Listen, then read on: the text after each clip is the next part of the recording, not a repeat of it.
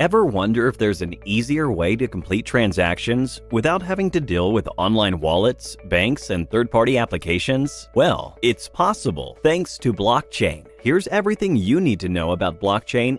Imagine 4 friends, Jack, Ted, Sam, and Phil, meet up for dinner. After they're done, Jack pays the bill, and all of them decide to split the expense amongst each other. Now, on the next day, when Phil sends his share to Jack via online money transfer, the transaction goes through without a hitch. Then, Ted and Sam send their respective shares to Jack, but their transactions don't go through. The failed transaction cites some issues at the bank. That's when Jack comes to know about the many ways a bank transaction could fail. It could be due to technical issues at the bank, one of their accounts were hacked, daily transfer limits being exceeded, and sometimes additional charges, like transfer charges, associated with transferring money. To solve these problems, the concept of cryptocurrency came into existence. Cryptocurrencies are a form of digital or virtual currency that run on a technology known as blockchain. Thanks to blockchain, cryptocurrencies are immune to counterfeiting,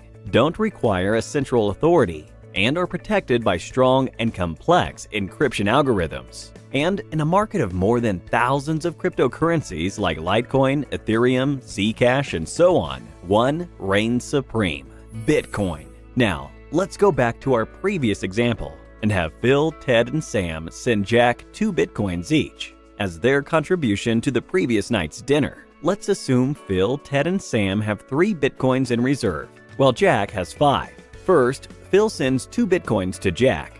A record is created in the form of a block. The transaction details between them is permanently inscribed in this block. This record also holds the number of Bitcoins each of the friends own. So, after Phil's transaction, Jack has 7 Bitcoins, while Phil has 1. Following this, Sam and Ted send 2 Bitcoins to Jack. A new block is created for each of these transactions. These blocks hold the transaction details as well as how many Bitcoins Sam, Ted, and Jack have in reserve.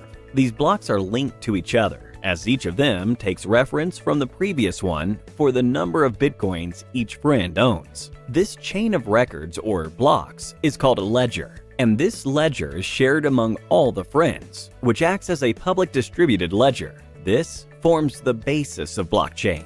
So, what happens when Phil has only 1 Bitcoin left, and he tries to send 2 more Bitcoins to Jack? The transaction will not go through. This is because all his friends have copies of the ledger, and it's clear that Phil has only 1 Bitcoin left. His friends will flag this transaction as invalid.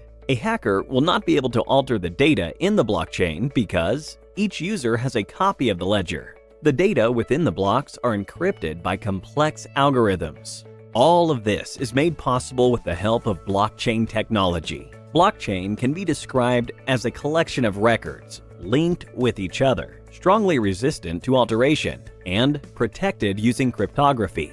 Now, let's have a closer look at the Bitcoin transaction between Jack and Phil and find out how it works. Every user in the Bitcoin network has 2 keys, a public key and a private key. The public key is an address that everyone in the network knows of, like an email address of a user. The private key is a unique address that only the user has knowledge of, something like a password.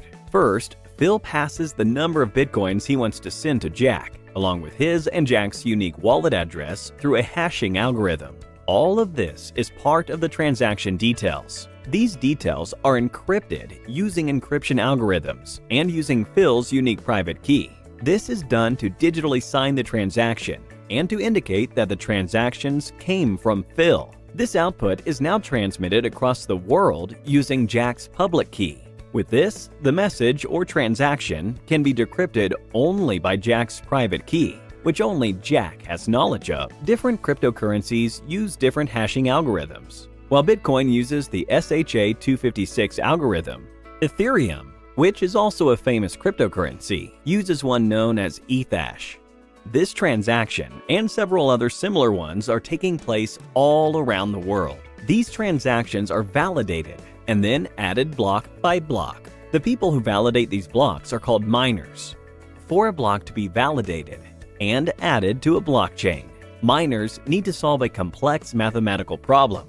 The miner who solves this first adds the block to the blockchain and is rewarded with 12.5 bitcoins. The process of solving the complex mathematical problem is called proof of work, and the process of adding a block to the blockchain is called mining. With this, Phil and Jack's wallets are updated, just like every person in the network who has completed a transaction. Now that you know about blockchain and its important concepts, time for a small quiz. What is the concept of blockchain that ensures data cannot be altered by any of the users within the network? A. Public distributed ledger. B. Proof of work. C. Proof of stake. D. Hash encryption. Let us know what you think is the right answer in the comments below. 3 lucky winners will get Amazon gift vouchers. Details are mentioned in the description below. Let's have a look at how Walmart uses blockchain to provide its customers with better service. Walmart was facing problems in delivering quality products to its customers. They were facing a high return rate and large amounts of refunds due to their products' bad quality. They were unable to determine the point of failure in the supply chain, which started from farm to storage to transportation to processing all the way to the customer. Then, Walmart adopted blockchain technology. With blockchain, the quality of the goods at each step was permanently inscribed within a block. For example, when a customer flags a product as damaged, it can be correctly identified where the product got damaged in the entire supply chain, thus helping Walmart to identify the problem areas and fixing them. And this is just one of several ways blockchain is used in real-life applications. Can you think of any others? Let us know in the comments down below. That's all for now.